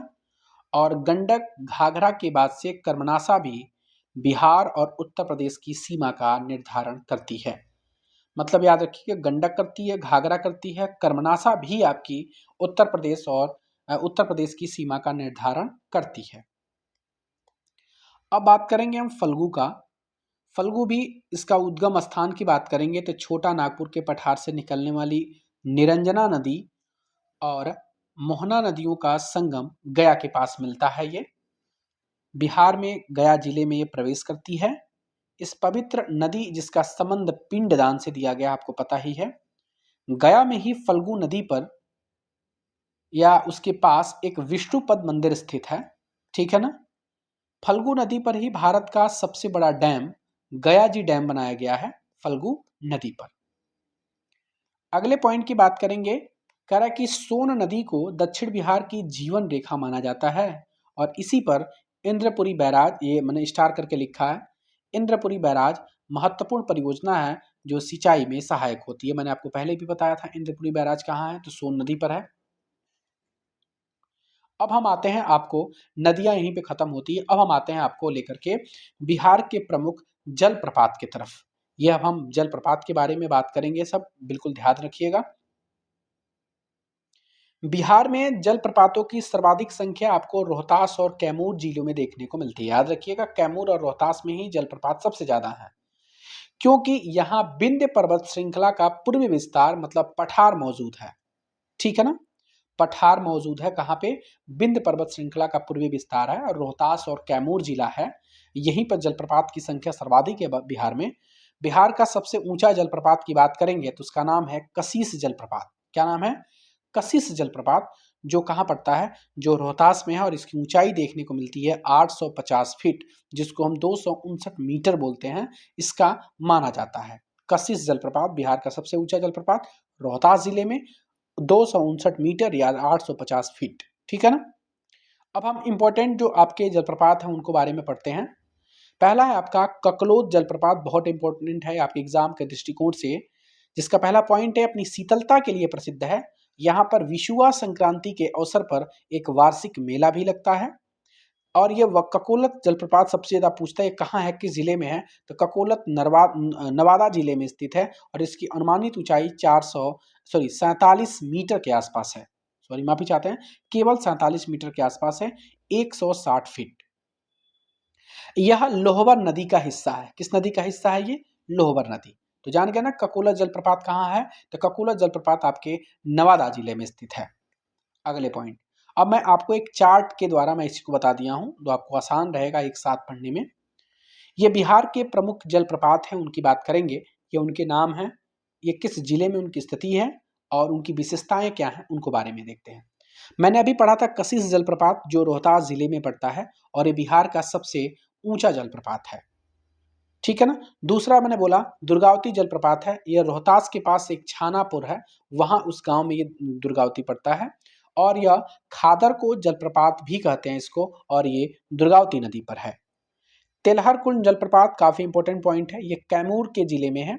कैमूर जिले में आपके दुर्गावती नदी के उद्गम के पास रोहतार पठार के पास स्थित है। अगला ये भी इंपॉर्टेंट है, धुआकुंड जलप्रपात, जितने मैंने दिए सब इंपॉर्टेंट दिए हैं। ये रोहतास मतलब सासाराम के पास देखने को मिलता है। इसका उपयोग कई बार आपको हाइड्रो इलेक्ट्रिक प्रोजेक्ट के लिए प्रस्तावित होने के लिए देखने को मिलता है। किसका? धुआकुंड जलप्रपात कहाँ है? रोहतास में। तेलहर कहाँ है? तो मैसूर में, सॉरी कैमूर में है। दुर्गावती कहाँ है? तो रोहतास में। कशिश कहाँ है? तो रोहतास में है। अगला अगला पॉइंट देखिए, अगला इसी में और है कि जो आपका बकुलाही जलप्रपात है ये पश्चिमी चंपारण में है, बहुत इंपॉर्टेंट है। पश्चिमी चंपारण में बकुलाई। कुर्सेला की बात करेंगे तो कटिहार में है, कुर्सेला कटिहार में है।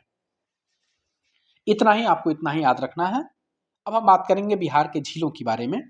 बिहार की झीलें देखिए, बिहार की जो झीलें हैं वो कौन कौन सी हैं?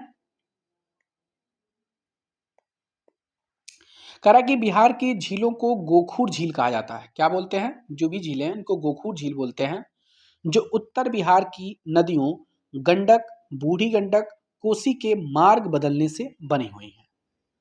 जिसको स्थानीय भाषा में इसको हम मन का भी नाम देते हैं। जैसे आपको हम बोलेंगे सरैया मन। सरैया मन कहाँ है? तो बेतिया जिला में है।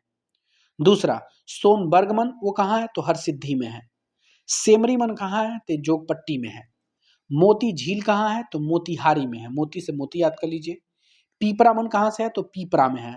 पीपरा और सरैया ये कई बार एग्जाम में पूछा गया है। खड़गपुर झील कहाँ है? तो खड़गपुर में, ये तो इंपॉर्टेंट है। अब हम आते हैं कांवर झील। सबसे इंपॉर्टेंट झील है कांवर झील। ये आपका कांवर झील आपका रामसर साइट स्थल भी है, जो भारत बिहार का पहला है। एशिया का सबसे ताजा अभी मैंने बताया था ताजा पानी वाला झील है ये, मीठी पानी वाला। देखिए पहला है आपका कांवर झील, इसका जो जिला है बेगूसराय जिले में मझौली गांव में है। ये शोध के लिए बर्ड बैंडिंग स्टेशन की स्थापना की गई है यहाँ पर। जुलाई 2020 में बिहार का एकमात्र पहला रामसर साइट स्थल में शामिल होने वाला ये जिला था और ये शामिल होने के साथ साथ भारत का 37वां रामसर साइट भी ये हुआ। एशिया की सबसे बड़ी गोखूर झील है, मतलब कि एक प्रकार की क्या है ये? तो गोखूर झील है। दूसरा दूसरा है कुशेश्वर नाथ झील, ये आपके दरभंगा जिला में पड़ता है। जैव विविधता का केंद्र है। 1994 में ये वन्य जीव अभ्यारण्य घोषित किया गया। यह झील मत्स्य पालन और व्यापार का एक सबसे बड़ा केंद्र भी है। ठीक है, चलिए अगले पॉइंट में आते हैं। अगला पॉइंट है आपका घोघा झील। घोघा झील की बात करेंगे तो ये कटिहार मनिहारी प्रखंड में पड़ता है। कटिहार के लगभग 5 किलोमीटर एरिया में यह फैला हुआ है। इस झील में जो पानी की आपूर्ति है वो महानंदा जो नदी है और वर्षा जल इससे होती है। किसकी? घोघा झील कहाँ है? कटिहार में। यह बिहार के एक कारा की कम्युनिटी रिजर्व के रूप में इसको विकसित किया जा रहा है। इंपॉर्टेंट पॉइंट याद रखिएगा। अब थोड़ा सा हम एक और पॉइंट जानेंगे। झील है और झील के कुछ स्थान हैं। ये झील हैं, झील के नाम है और ये उनके स्थान है। जैसे मान ले बोला जाए कि घोड़ा कटोरा झील कहाँ है? तो राजगीर में है, जिसको नवादा या नालंदा में। जगतपुर झील की बात करेंगे तो ये भागलपुर में है। सबसे इंपॉर्टेंट है अनुपम झील। अनुपम झील आपके कैमूर में देखने को मिलता है। उदयपुर झील अभी आपको देखने को मिलेगा, रामसर साइट में भी है ये पश्चिमी चंपारण में है। उसके बाद से आपको सिमरी झील का नाम देंगे तो ये आपका सहरसा में। उदयपुर झील ध्यान रखिएगा पश्चिमी चंपारण में पड़ता है ये। अनुपम झील आपका कैमूर में पड़ता है, दोनों इंपॉर्टेंट है इसमें। ये जो मैंने लिखा है ना, बहुत इंपॉर्टेंट पॉइंट मैंने इसमें छांट के लिखा है पूरा, बहुत अच्छे तरीके से पॉइंट कवर किया, कैसे इसको कवर करना है, कैसे लिखना है, क्या एग्जाम में आ सकता है। बस उनको कि फटाफट आप 5-10 मिनट में पीडीएफ उठाएं या वीडियो को देखें, 2 की स्पीड पे लगाइए, फटाफट देखते जाइए। अब हम बात करेंगे प्रमुख सिंचाई योजना की। प्रमुख सिंचाई का पहला पॉइंट है लघु सिंचाई योजना, जो आपका 2000 हेक्टेयर के आसपास होता है। दूसरा है मध्यम सिंचाई योजना, जो 2000 से लेकर 10,000 हेक्टेयर के बीच में। और वहीं पे बृहद सिंचाई परियोजना की बात करेंगे तो 10,000 हेक्टेयर से ज़्यादा वाले एरिया में आपका बृहद सिंचाई परियोजना होता है। बागमती परियोजना सीतामढ़ी जिले में स्थित है। इससे लाभान्वित जो जिले हैं वो सीतामढ़ी, शिवहर, मुजफ्फरपुर आपके देखने को मिलते हैं। बागमती परियोजना कहाँ है तो सीतामढ़ी जिले में है। पुनपुन बैराज परियोजना औरंगाबाद जिले में है। इसका निर्माण पटना और जहानाबाद जिलों में सिंचित करना है। ठीक है ना, जो भी पटना और जहानाबाद जिला है उनको सिंचित करने का काम पुनपुन बैराज परियोजना का है, जो औरंगाबाद जिले में है। बाण सागर परियोजना जो है वो बिहार, उत्तर प्रदेश और मध्य प्रदेश की संयुक्त परियोजना है, जो मध्य प्रदेश के शहडोल जिले के सोन नदी पर है। बात करेंगे इसमें कि उत्तर प्रदेश बिहार के बीच में इसको लेकर के काफी विवाद है। जल का बंटवारा का बात करेंगे बिहार, मध्य प्रदेश और उत्तर प्रदेश में, तो उत्तर प्रदेश को 2, मध्य प्रदेश को 1, बिहार को 1, मतलब 1:1:2 बिहार, मध्य प्रदेश और उत्तर प्रदेश। अगले पॉइंट की तरफ आते हैं। अगला पॉइंट है कि मंडल डैम परियोजना एक अंतर्देशीय बहुउद्देशीय परियोजना है। पीएम मोदी जी ने झारखंड के पलामू जिले में स्थित उत्तर कोयल नदी पर डैम प्रोजेक्ट का शिलान्यास किया था। कहाँ किया था? कहाँ पर? उत्तर कोयल नदी पर मोदी जी ने झारखंड के पलामू जिला में इस नदी मंडल डैम परियोजना का मतलब शिलान्यास किया था। और ये डैम परियोजना कहाँ पर है? उत्तर कोयल नदी पर। सबसे इंपॉर्टेंट पॉइंट, इससे जो है वो गया और औरंगाबाद के जो जिले हैं वो सर्वाधिक लाभान्वित होंगे। नहर सिंचाई से सर्वाधिक सिंचित होने वाले जो जिले हैं वो रोहतास, और सबसे कम जो है वो आपका शेखपुरा देखने को मिलता है। नलकूप सिंचाई से देखेंगे तो सर्वाधिक सिंचित जिले हैं जो नलकूप से होते हैं वो आपके समस्तीपुर हैं, और वहीं पे सबसे कम की बात करेंगे तो आपका अरवल जिला है। बहुत इंपॉर्टेंट पॉइंट है, सारा देख लीजिएगा। तालाब सिंचाई से सर्वाधिक सिंचित होने वाली वो दरभंगा है, और सबसे कम क्या है तो गया है। 3 पॉइंट, नहर से, नलकूप से, तालाब से। तो नहर में सर्वाधिक रोहतास, नलकूप से सर्वाधिक समस्तीपुर, और तालाब से आपका दरभंगा है। अगला पॉइंट है आपका कि जो सोन नहर प्रणाली है उस प्रणाली से लाभान्वित होने वाले जो जिले हैं वो कौन कौन से हैं? भोजपुर, रोहतास, पटना, जहानाबाद, गया और औरंगाबाद है। ये सोनपुर नहर प्रणाली से लाभान्वित होने वाले जिले हैं। अब हम आपको आते हैं बिहार की मिट्टी की तरफ। बिहार की मिट्टियां कैसी हैं? सबसे पहले जानेंगे कि जो विश्व मृदा दिवस है वो कब मनाया जाता है, तो 5 दिसंबर को मनाया जाता है विश्व मृदा दिवस। बिहार की जो मिट्टी है वो मुख्य रूप से गंगा के मैदान की मिट्टी कहा जाता है। उसके बाद से बिहार की जो मिट्टी को मुख्यतः 2 भागों में बांटा गया है। पहला है आपका उत्तर बिहार की जो मिट्टी है, और दूसरा है दक्षिण बिहार की मिट्टी। इसमें इंपॉर्टेंट सेक्शन में मैंने बांटा है कि जो बिहार का 90% हिस्सा है वो जलोढ़ मिट्टी से ढका हुआ है। वहीं पे बिहार की मिट्टी की बात करें, उस मिट्टी में पोटास और चूना की सर्वाधिक मात्रा देखने को मिलती है। तो मतलब कि बिहार की जो मिट्टी है उस मिट्टी में 90% प्लस हिस्सा आपका जलोढ़ का है, और उस मिट्टी में पोटास और चूना की सबसे ज्यादा अधिकता देखने को मिलती है। 2 भागों में बांटा गया है उत्तर और दक्षिण बिहार की मिट्टी। सबसे पहले हम बात करेंगे उत्तर बिहार की मिट्टी के बारे में।